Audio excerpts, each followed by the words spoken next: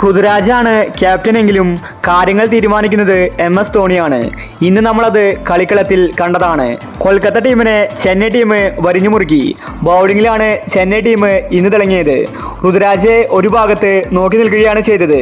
എന്നാൽ ഇതേ സമയം തന്നെ ധോണി ക്യാപ്റ്റൻസി ഏറ്റെടുത്തു.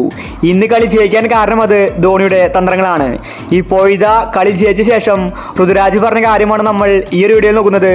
ഇതുപോലത്തെ IPL ന്യൂസിന് വേണ്ടി ഈ ചാനൽ മറക്കാതെ സബ്സ്ക്രൈബ് ചെയ്യൂ. ഇന്ന് കളി ജയിച്ച് പൃഥ്വിരാജ് പറഞ്ഞത് ഇങ്ങനെയായിരുന്നു: എനിക്കിപ്പോൾ സന്തോഷം തോന്നുന്നുണ്ട്.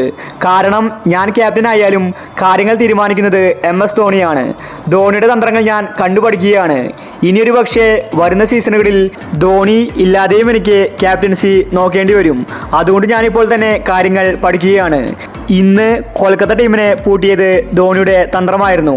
റസൽ പോലും ഒന്ന് പേടിച്ചിരുന്നു. ധോണി അതുപോലെയാണ് ഫീൽഡ് സെറ്റ് ഒരുക്കിയത്.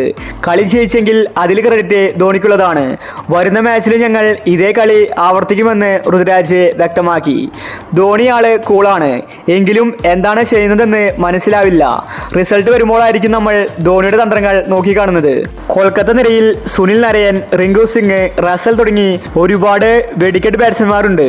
എന്നിട്ടും അവർക്ക് നല്ല സ്കോർ നേടാൻ സാധിച്ചില്ല. അതിന് കാരണം ചെന്നൈ ടീമിന്റെ ബൗളിംഗ് ആണ്. കൊൽക്കത്ത ബാറ്റ്സ്മാൻമാരെ ചെന്നൈ ടീം ഒതുക്കിയിരിക്കുകയാണ്. ധോണി മികച്ച രീതിയിലാണ് ഫീൽഡ് സെറ്റ് ഒരുക്കിയത്. KKR പോലും ഒന്ന് പേടിച്ചുപോയി. കാരണം അവർ ഈസി ആയിട്ട് ജയിക്കാമെന്നായിരുന്നു കരുതിയത്. കഴിഞ്ഞ കൊൽക്കത്തയുടെ മാച്ച് നോക്കിയാൽ നമുക്കത് മനസ്സിലാകും. വളരെ മികച്ച റൺസാണ് അവർ സ്കോർ ചെയ്യാറ്. റസലെല്ലാം ലാസ്റ്റ് ഓവറിൽ അടിച്ചു കളിക്കാറുണ്ട്. എന്നാൽ ഇന്നത്തെ മാച്ചിൽ റസൽ പോലും പേടിച്ചുപോയി. താരത്തിന് ബാറ്റ് ചെയ്യാൻ സാധിച്ചില്ല. അതായിരുന്നു CSKയുടെ ബൗളിംഗ്. ജഡേജ ഇന്ന് 3 വിക്കറ്റ് നേടി CSK ടീമിന് വിജയം സമ്മാനിച്ചു.